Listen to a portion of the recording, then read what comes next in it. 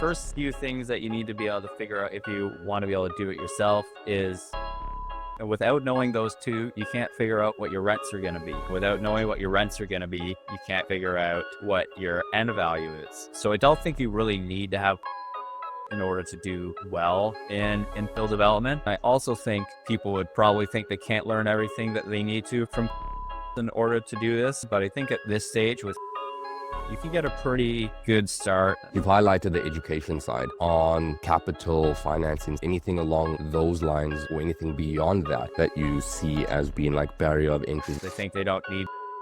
In reality, you do need to have in order to get started in development. But I also think people think that's a bigger barrier than what it actually is. What makes it most beneficial as an investing strategy is particularly in the missing middle, you get to do with that change, your units become more valuable. Once you're making significantly more for the same amount of effort. The number one economic drawback, I think most people who get into this don't understand how to figure out your on a project. Is there any design principle or unit feature that you find consistently improves the livability or rentability?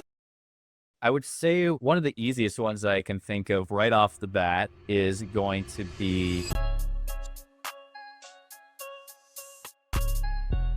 Welcome to the Wealth Through Real Estate Show. Today we're joined by Dan Hogenbirk.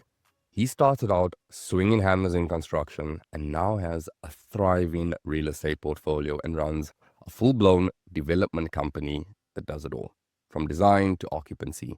He's all about infill projects and solving the housing crunch with missing middle homes.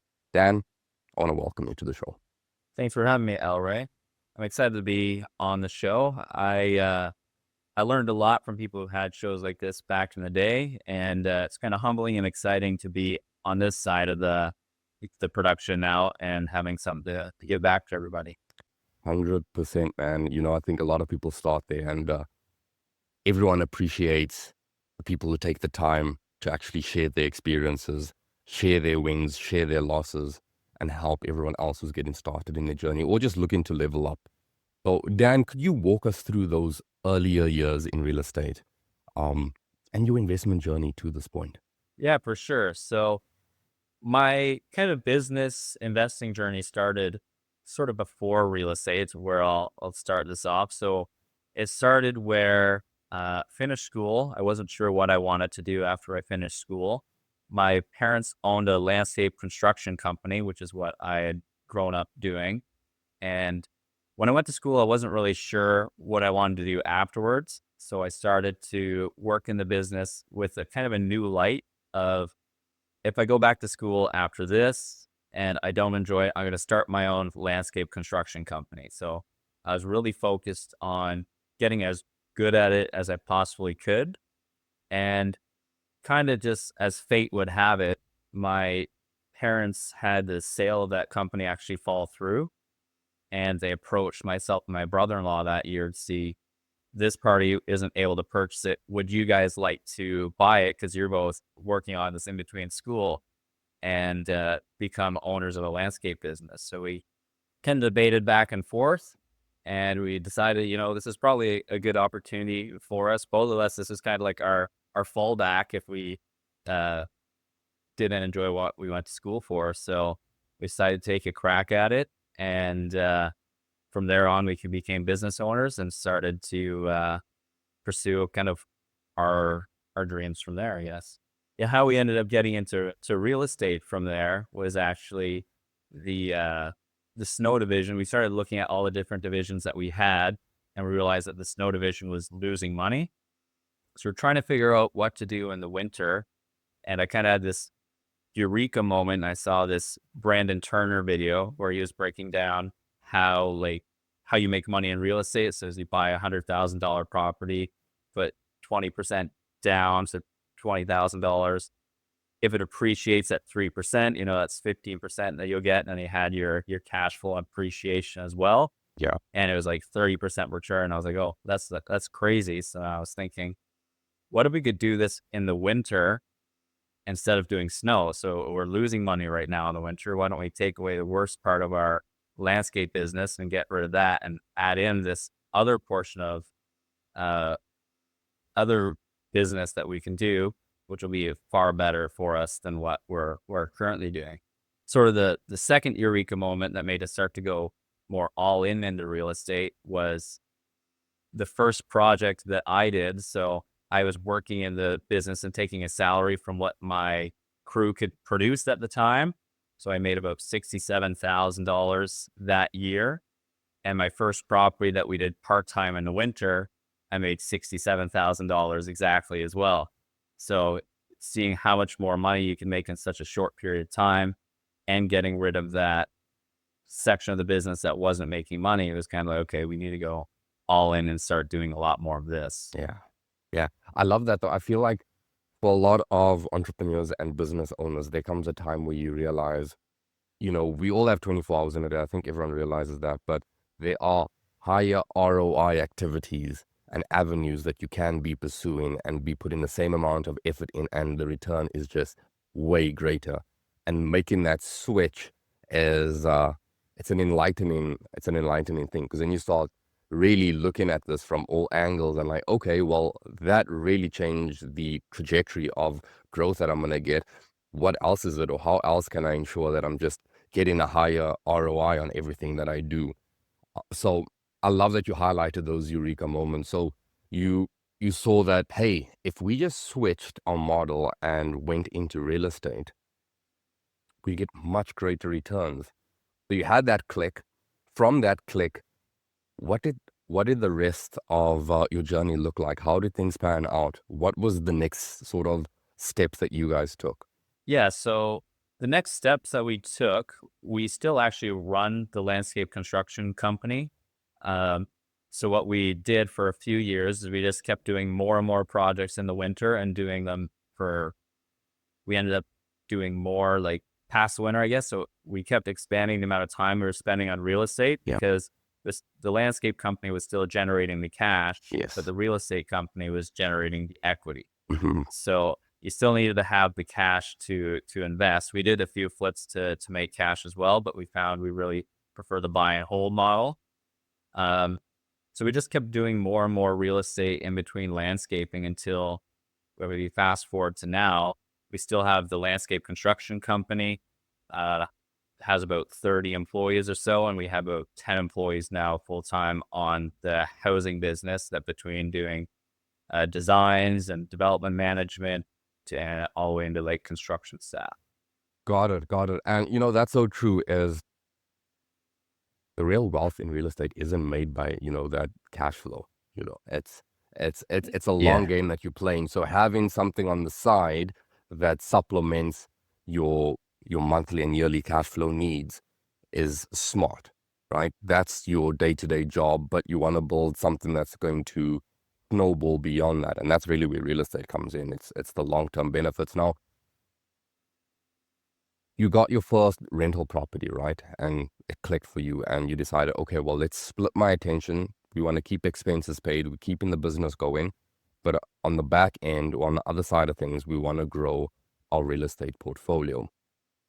How did that journey sort of progress for you guys? Were you just doing buy and hold after buy and hold? I know you mentioned you threw in a couple of flips here and there to sort of just increase the money coming in.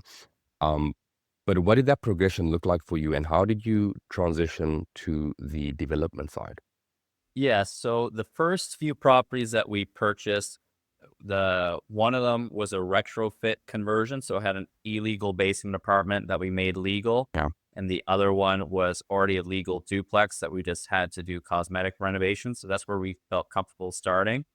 Then following years, we kept doing more challenging duplex conversions until we were quite comfortable with that. And what ended up happening in our market, you could start to see that things were changing. So the house prices have gone up significantly and duplexes weren't cash flowing anymore.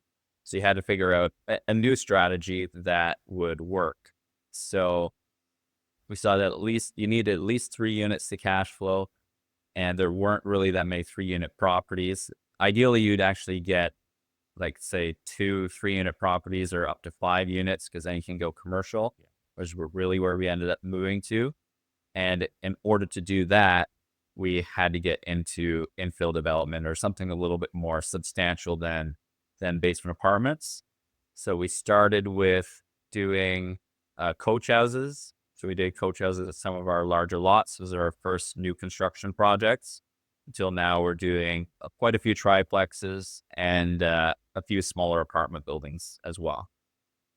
Got it. Okay. Okay. That makes sense. For our listeners out there, what market are you currently investing in, and has it always been within that market?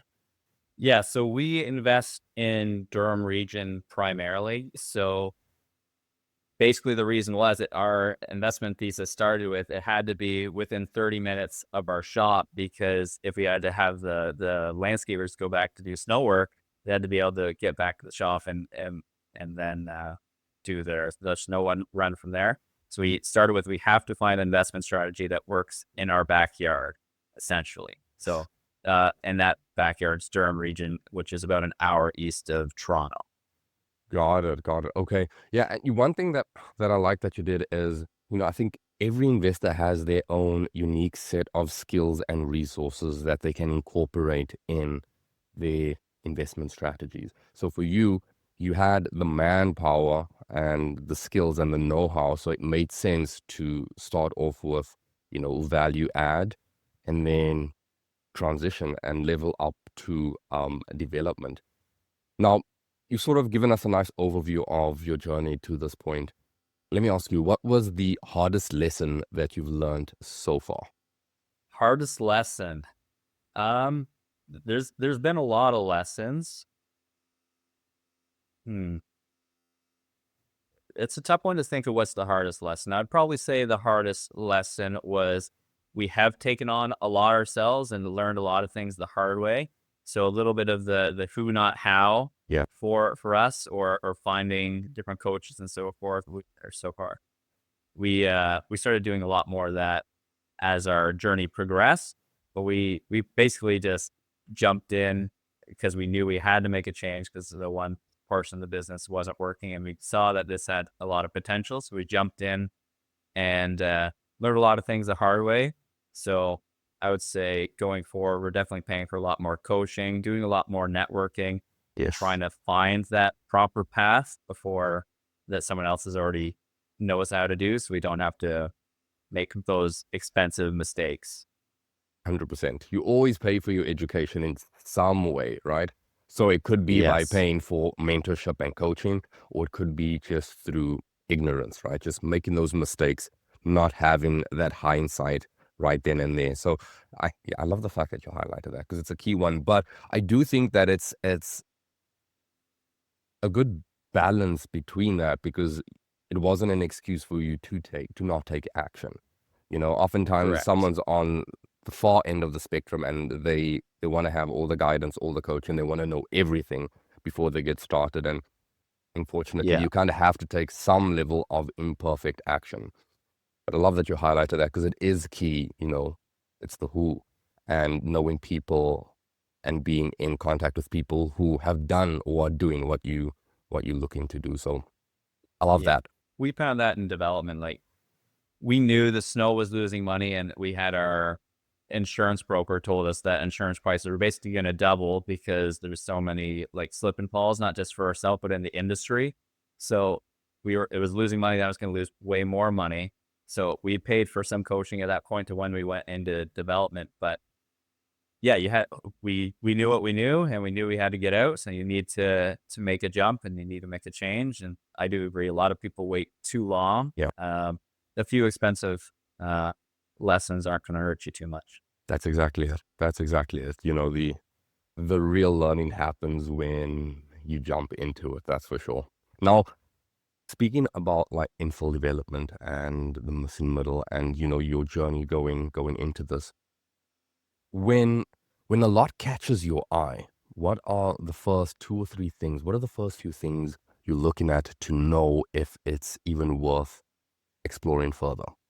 Yeah. So the first few things that you're going to want to look at are going to be, for the most basic, is going to be size. Is it large enough for us to actually do something uh, in our market? So I talk to a lot of people in Toronto, and what their lot sizes that they can do something on are very different than what we can. So, like in Durham region, for instance, most of the people are commuting to Toronto if you want to get high rents for your units, let's say. So you have to be thinking, if I want to put 6 units on this property, ideally I can put 12-car parking here, but let's say at least 10.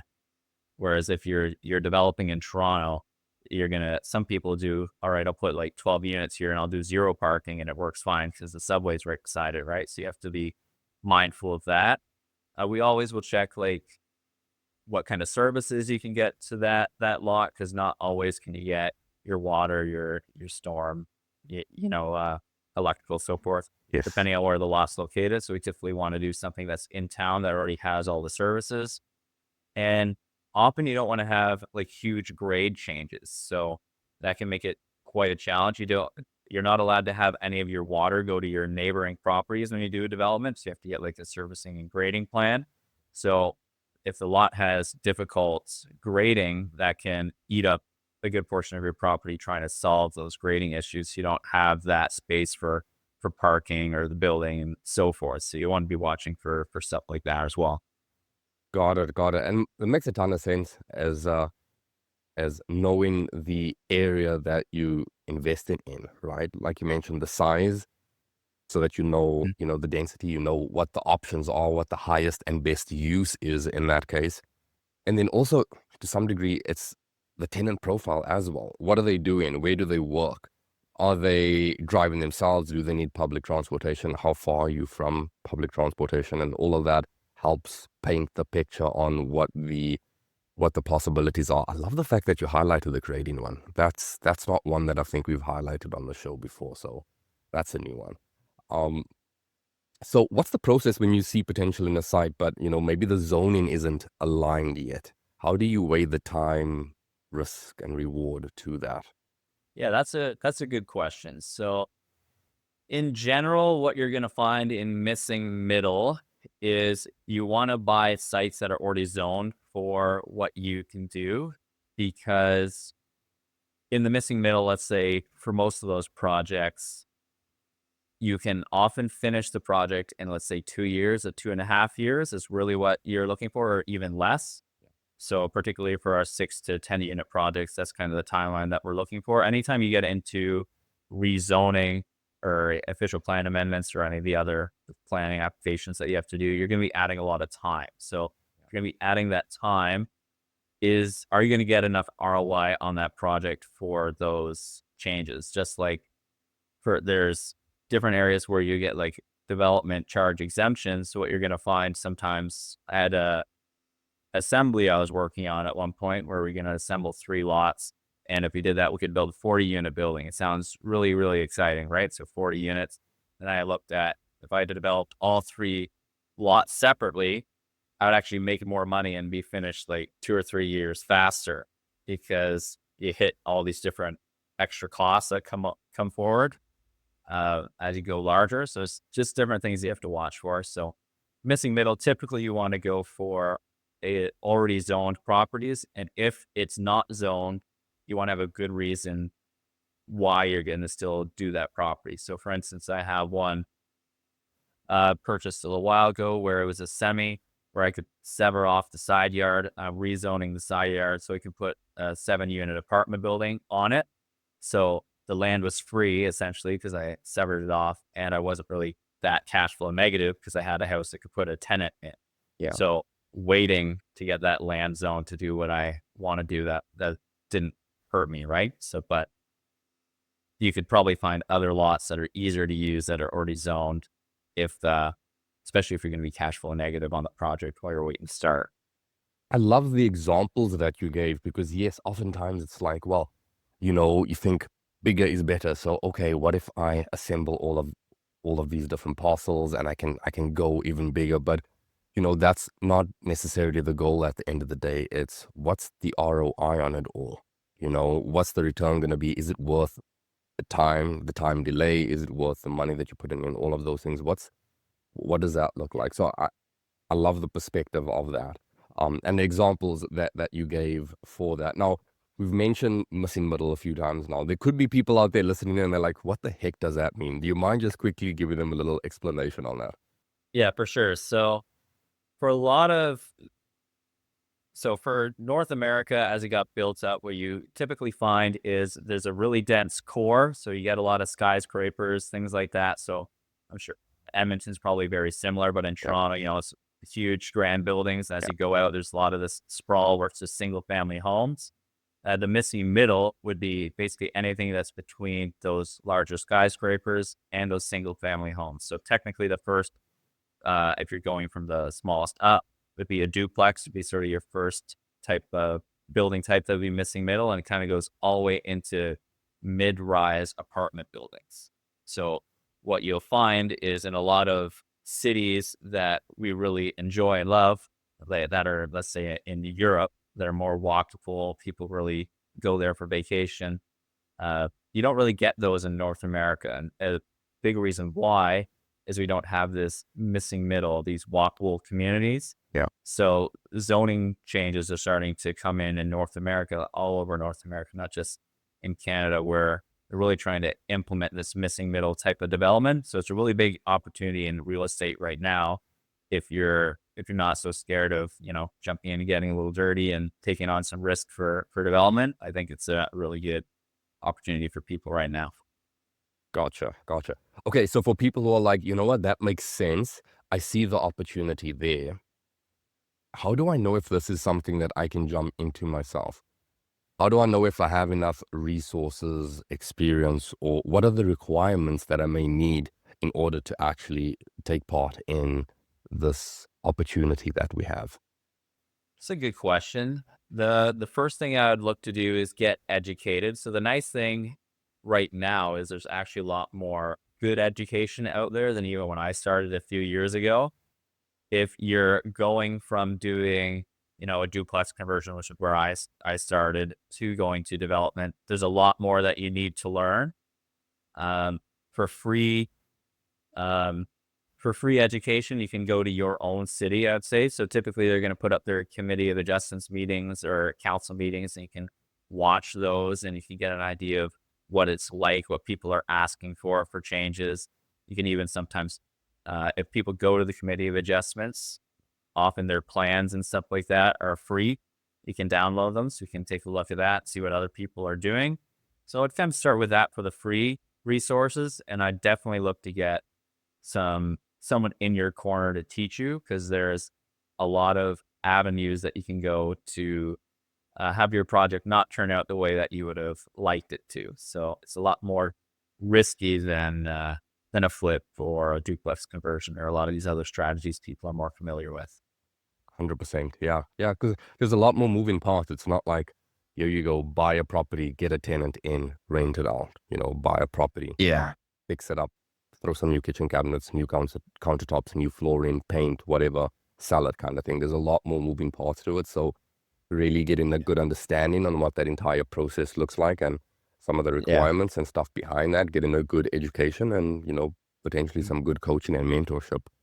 And you really got to be looking at what could be like your worst case scenarios. Mhm. Or so, for instance, recently we had a lot of changes to CMHC. So for Yep. people who are in the development missing middle space, that's taken a lot of us by surprise. But a lot of people didn't check their numbers of what would your project look like if you had to get standard uh, commercial financing on your project at the end, right? Yes. Because over the last few years, there's been some big changes. So people were getting caught where they just use energy efficiency for 100 points, and then it got switched to 50, and then we might get another change here in June. So you really got to be looking at your project and even designing your business around, okay, if I don't, it looks like with the program right now or where construction costs are right now, I'll get, you know, a few 100,000 of equity back when this is done. But what will my business actually look like? What will I have if these changes come through? What will I have to go forward? So I think there's a lot more financial planning that you have to think about if you're getting in development, because you're several years out on a project, right? So you need to be thinking 2, 5 years in advance to be really uh, doing well on this. 100%. I love the fact that you highlighted that because up until today, I'll still have investors that call me and they're like, they heard about this MLI Select and, they've heard all these 5% down and, longer amortization and all of these different things. And I'm like, you know, that first step, in my opinion, is speaking to a good um, mortgage broker that's going to explain where the financial climate is at and where it's headed because speaking to them a little while back they were telling me, hey, things are good but they're not going to stay this good forever. There are changes coming down the Yes. pipeline. We don't know when, we don't know what exactly, but it's not going to be this good. So for those people like trying to get things wrapped up, get things on the go, and hopefully we can get in before these changes come down the pipeline. No, so I love the fact that you highlighted that because you may be stuck with conventional financing. What does that look like? Um, Yes. are there any other common mistakes that you've seen being made around infill development? The two main ones that I've seen, one of them still goes back to financing, as a lot of people over project their rents going in, and even cost consultants. I've seen it where they'll get their CMHC loan to do construction, and the rents that they projected are way higher than what the market would allow. So actually, when they finish and they check the rents, they might have to actually inject equity that way they weren't expecting. Hmm. So I've seen that mistake a few times. And the other one that I've seen is people jumping into development too early. So I've had a number of people that, and they don't pay people who are more experienced to look at their project, I would say as well. So I've had people that have gone to like a weekend course and I think they know enough to purchase a property, and then, they put one under contract, and then I've had some people send it to me and like, it's not even zoned for what you want to do. You know what I mean? So a lot, that's definitely another risk too, is it takes a little bit longer than a weekend course to know what you're doing, for sure. Now, here's a maybe potentially a tough question to answer, but because it's that balancing, and there's like people that jump in, like, and they barely starting to build their parachute on the way down, and it's like maybe you should have done a little bit more before you jumped out of the plane. Then there are those other people who are looking for everything to be perfect, and by the time they want to take action, opportunity is gone.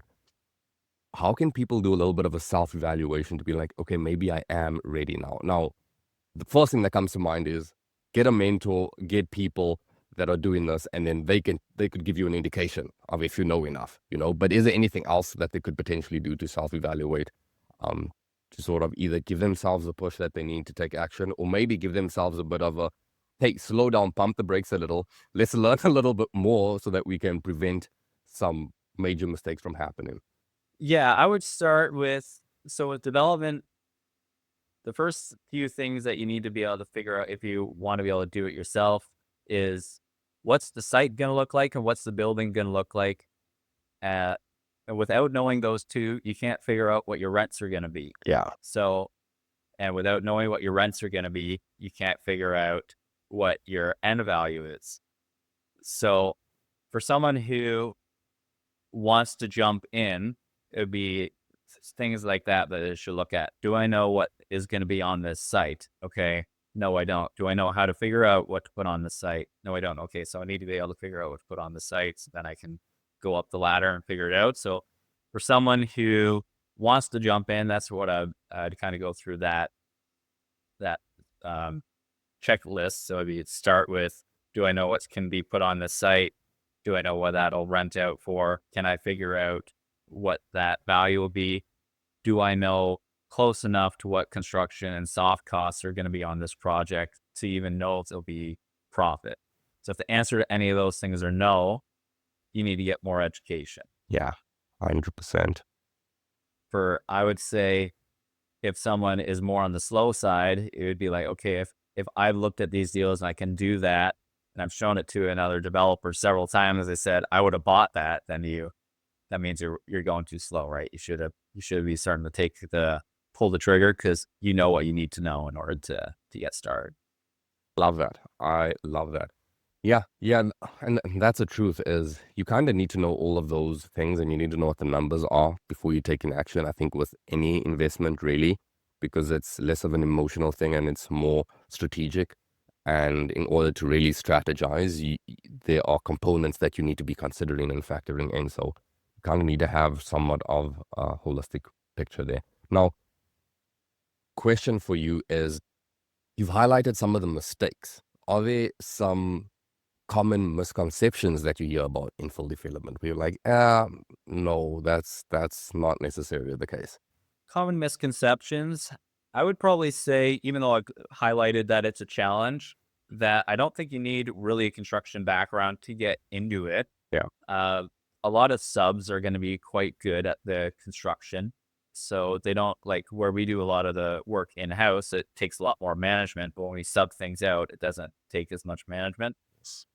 So I don't think you really need to have construction background in order to do well in infill development.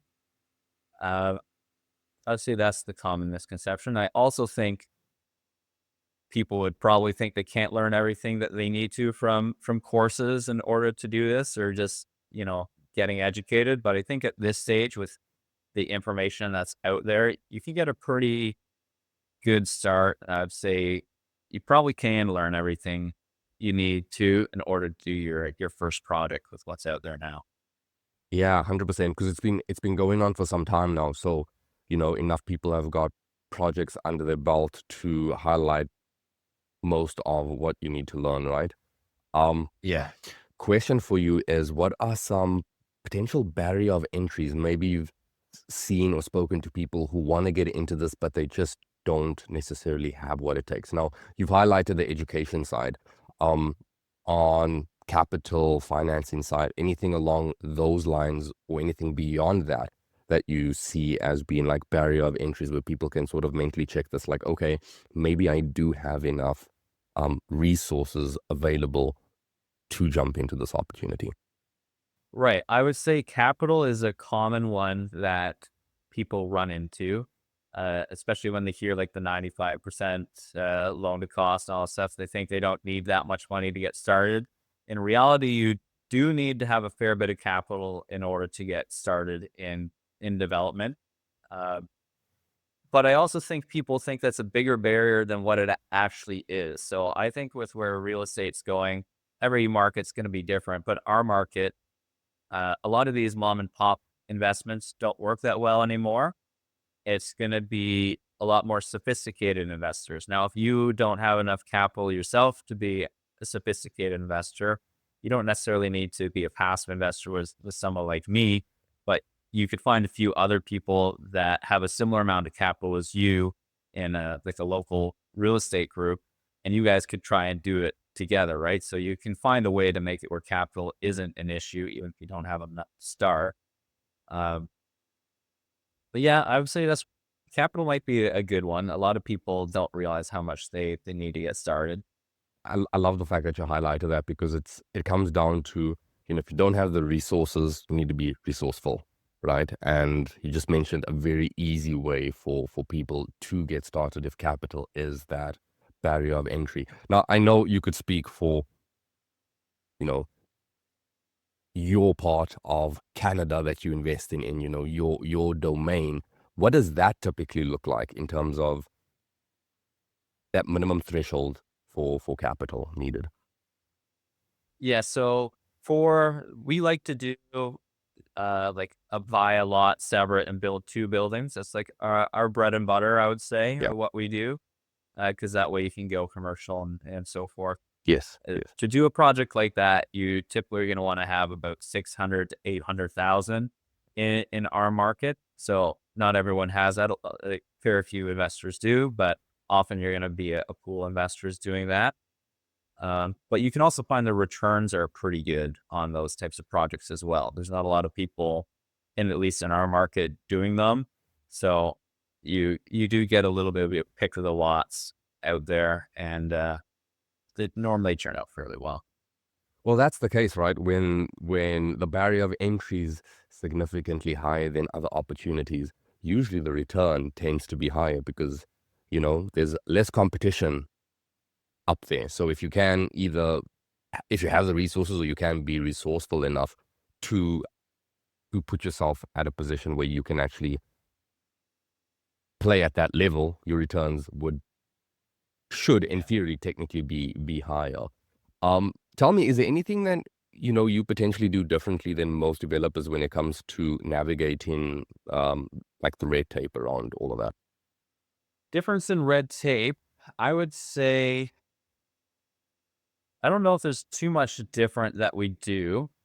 Uh, in regards to red tape. We do have a good development manager in house at this point, Got it. so that that's probably different than a regular investor who's looking to do it because it's really nice having that person who's very focused on your projects, and so you definitely move through the development project process a little bit Quicker. faster with that than if you're hiring out a development manager. Um, the other thing is you really need to, if you're going to be doing this as a business for the long term, you have to be thinking about that and making good relationships with the city. So it is to your benefit to keep working in the same city over and over again. And then, the guy who does servicing, his name's Grant, and all these different things. And once you start to get good relationships with them, then you can start, can you look at my project now? And you Yes. get some of that kind of stuff going on. So if you want to become a developer, you could work with someone like myself first, and then they can introduce you to those. So it's a little bit of a quick entry into that. Or you have to understand that there might be a number of years working in the same place where you're not going to get those kind of favors, but you're investing into those relationships right off the bat. So in the future, further products will go better than what they are right now. 100%. And I think it's one of the biggest things that tend to get overlooked. I think with regards to any investment strategy, or honestly anything that you do, is relationships are the biggest key. Like, those are Yeah. the highest ROI things to be investing in. Relationships with the right people. I'll put that caveat on there, Yes. right? But building those relationships make the world of a difference. They pay dividends in the years to come. So yes, thank you for highlighting that. That's a crucial one for anyone listening, whether they're looking to get into infill development or not. Like, building key relationships, fostering those relationships is definitely the way to go, in my opinion. Now, Yeah. you kind of touched on this a little bit, but how do you balance, pressure to maximize density, with the need to create units that also feel livable and high quality? Now, you touched on it with regards to the assembly and not necessarily looking to just build as many units as you can if it doesn't make sense, but, with regards to getting as many units as you can, but also having a livable space for those tenants. What's that fine balance? How are you sort of considering between the two and finding that sweet spot? Yeah, so that's kind of the magic question almost in development, because that's going to be your value engineering per site, which Yeah. is kind of the creative aspect, which is probably the part that I enjoy the most. So what you want to be thinking about is amenity spaces, or the amenities versus building size. It's kind of, and unit size. So in, like, when we design coach, so we've done a lot of coach houses in our market. So for a coach house to really rent for what you want it to rent for the cost in our market, normally we do like 3 bedroom down, and then like an open concept upstairs, like 1,300 square feet. We're going to want to be able to give them a private backyard. So can I fence off a backyard? Is there going to be amenity space? And again, I want the 2 car parking for that unit. So can I get that? And then if I can't get that, is this a site that's worth working on? Do I want to do a different design to make it worth it? And then you go back to, I have some sites that are in rougher areas of town to be like, okay, I could make this building bigger. I can do a 2 bedroom plus den or something like that. I've done that in a few different areas where they're, 2 bed, 2 bath, or I can do a 2 bed, 1 bath. Will I get extra rent for all the extra construction? Right. So you think about it. Okay, this area, I'm not going to get the highest rents. Uh, So I'm going to build this building a little bit smaller. Right? Yeah. Then you might get a really nice site in a really nice area. You go, okay, I'm going to be able to make this like a long-term building and to keep forever. I'm going to make sure there's amenity space for every person and make these built, maybe I'll do 3 bedrooms or a 2 bed, 2 baths and do something really nice because that's where I'm going to see the return for that effort. So you judge each site differently and yeah, I would say that's kind of the magic. That's what you have to learn as you go through. You're not going to get it perfect every time. You're going to be analyzing your sites and looking at other people's sites to figure out what you could have done differently. Yes. But essentially, that's the fun part of development right there. Oh, yeah, 100%. And like you mentioned, it's area specific. So if you're lucky enough to have Yeah. some sort of comparables to work with, that can give you some sort of guidance, understanding the tenant profile, the neighborhood, you know, w- yeah. And the way you mention it is so strategic, right? Because it's not like what you necessarily would like to do. It's like, where would you get the best benefit? Would it be beneficial to make it a little bit bigger, to add some more space, or would it not? Because again, it is all number crunching and strategy behind it and vision behind it. It's not necessarily what you like to do. And it's the same if you flip in a home. It's not like flipping to the quality that you would like to flip it to. It's like what makes sense, you know? What are the comparables like? What's the neighborhood like? Are we under renovating or are we over renovating? Where's the sweet spot? So I like that because it's a lot of strategy involved. And sometimes, you may not, depending on where you develop and you may not have too much to work with in the sense of like comparables from developers who have done this already. Um, but what I'm finding more and more, you know, as we go on now, we are getting some form of other comparables to work with because it's becoming a little bit more common. More people are diving into this missing middle and infill development. So it's sort of paving the way there. Um, is there any design principle or unit feature that you find consistently improves the livability or rentability of your missing middle builds? Perhaps maybe something other developers overlook? I would say one of the easiest ones that I can think of right off the bat is going to be not using any furnaces and switching to heat pumps was a major benefit. So it's not any more expensive. If not, it might be cheaper. But what you have to think about is if you put a furnace in there, you're losing leasable square feet.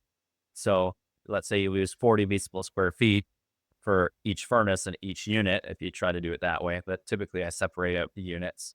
Uh, well, then you have to make the building that much bigger if you want to have more livable square feet, right? So you can Got actually it. build Yeah. your building smaller Yeah. if you take out that space and get Yeah. the same amount of rent. So I think that's a big change that almost every developer in the missing middle should probably be using if they're not already using. And then typically you want to make sure that you have quite nice bathrooms. So that's something that I typically like to do is have like pot lights in the shower. I'd like to have those like mirrors that light up that you press a button and they won't fog, Yeah. stuff like that. Yeah. So they're not that expensive, but when people walk through your units and look at those things, they really like them. So there's a few things that we like to do.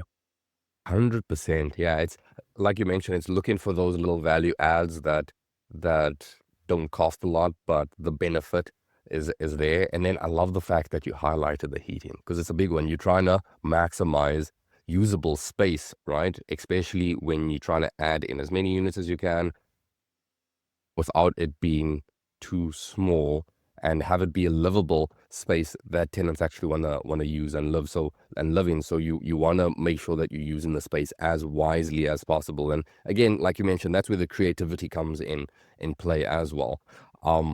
Now, question for you: what do most investors must understand about the economics of the missing middle? Is it the build cost, cash flow, resale value, or is it something else? Someone listening and they're like, all of this makes sense. What is it that they might not understand with regards to the economics? What makes it so beneficial as an investing strategy as well? What makes it most beneficial as an investing strategy is, particularly in the missing middle, you get to do um, a change of use on standard residential properties. So often you're buying residential and refinancing commercial. So with that change, your units become more valuable. So I'd say a lot of people don't understand that, where once you get over that 5 unit mark, you're making significantly more for the same amount of effort. That would be the number one economic benefit. The number one economic drawback I'd say that most people don't understand is, I think most people who get into this don't understand how to figure out your soft costs on a project. That would be the number one. I was talking to a potential equity partner the other day, bringing me on to develop land that they owned, and they're like looking at the pro forma. And they're like, "Why is there $1 million in soft costs?" And I was like, "Well, you have $800,000 of development charges." And like, "What's a development charge?" So if they didn't even understand that Yeah. they had to pay the city for per unit, right? Yeah. So a lot of people, you got to watch for that. So And I think that ties back into getting that mentorship coaching, or at least having someone's ear that's doing this that can sort of give you some sort of guidance, because you don't know what you don't know, right? So yeah, speaking to someone who's done this before, getting coaching or training from someone who's done this before will help guide you and help you set those standards for when you're running your numbers, so that you can have more confidence in it all. Because you're right, the soft costs get a lot of people that are just looking to get into it. Now, Dan, yeah, it's time for my favorite segment of the show. I call it time capsule. So let's imagine that you've stumbled across a time machine. It allows you to travel back and forth in time. You can't change anything, but you can give and receive advice from your younger or older self. Now, first, let's go back to when you were 18 years old. What advice would you give your younger self with the knowledge that you have now? Now, this can be within business, this can be investing, personal life, it can be a combination of them all. What advice would you give your 18-year-old self?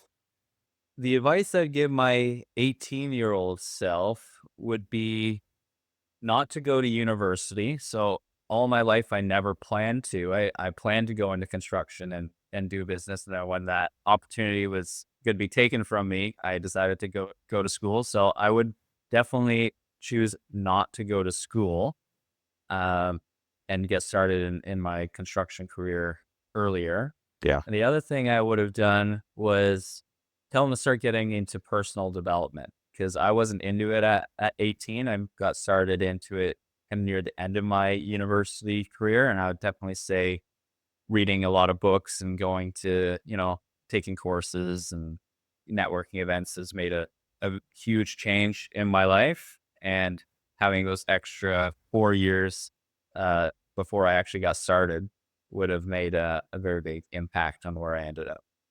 That is so true.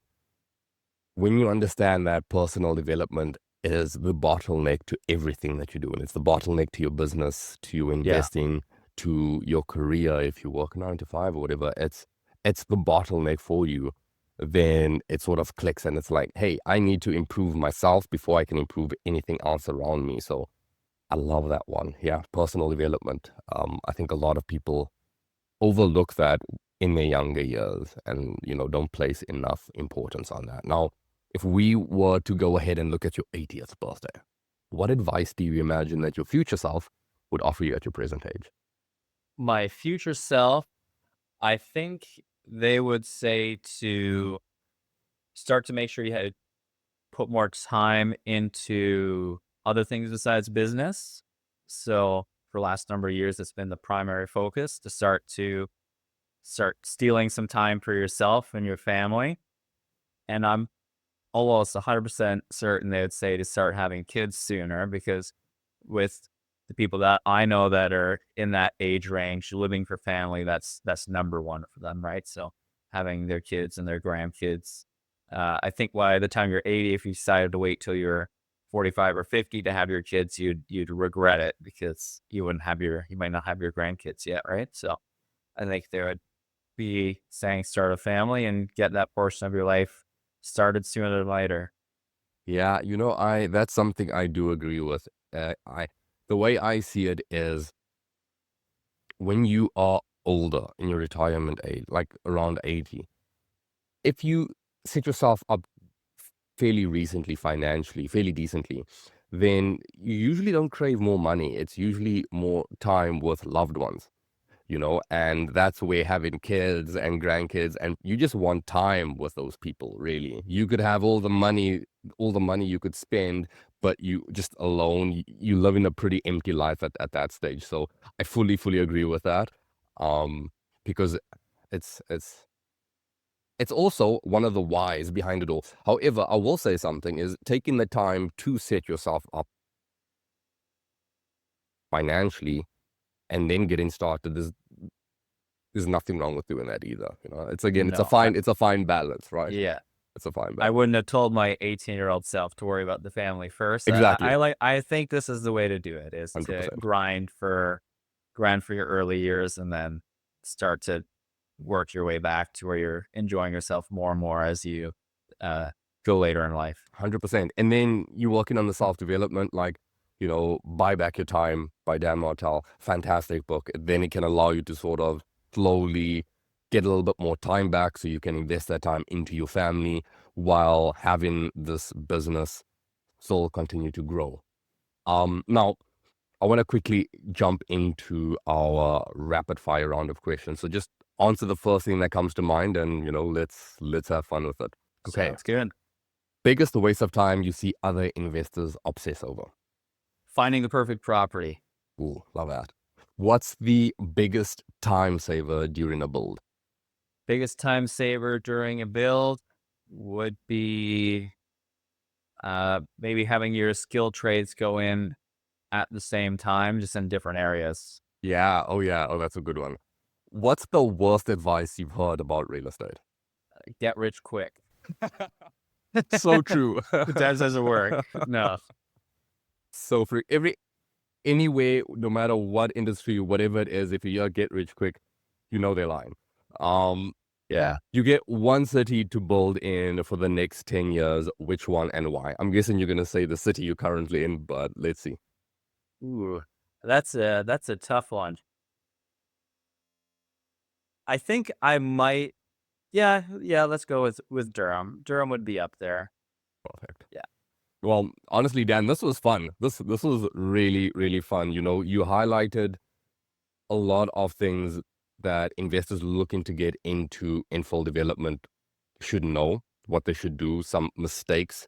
You've highlighted some lessons you've learned yourself personally and how you go about thinking and analyzing and strategizing all the strategy and thoughts that go on behind the scenes really with what you're doing.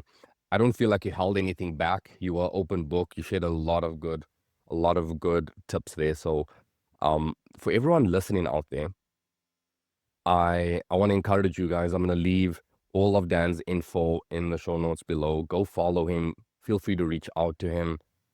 Keep it going. This was a lot of fun. I wish we could cover a lot more. We sort of just touched the tip of the iceberg there, but a lot of valuable insights. So Dan, I really want to thank you for joining us today and sharing. Where would you say, for the people driving, the people listening, where would you say is the best place for listeners to find you? I'd say the best place for listeners to find me is probably on Instagram. I try to post stuff that we're working on there. And then, if they want to reach out to me, they can just send me a message on Instagram, and then we can take it from there. Awesome. Well, Dan, thank you for coming on. Thank you for having me. It was a lot of fun. To our listeners out there, if you're looking for more valuable insights, be sure to subscribe. Share this with someone who can benefit. And as always, keep investing smartly. Thank you for tuning in to the Wealth Through Real Estate Show. If you're serious about building a multifamily portfolio, well, then you need to make sure that you are top of the list for any real estate broker in your area. If you want to climb that list and you want to learn how to raise capital like a pro, you absolutely don't want to miss my episode with Chris Davies. This is your host, Alray Noble. signing off.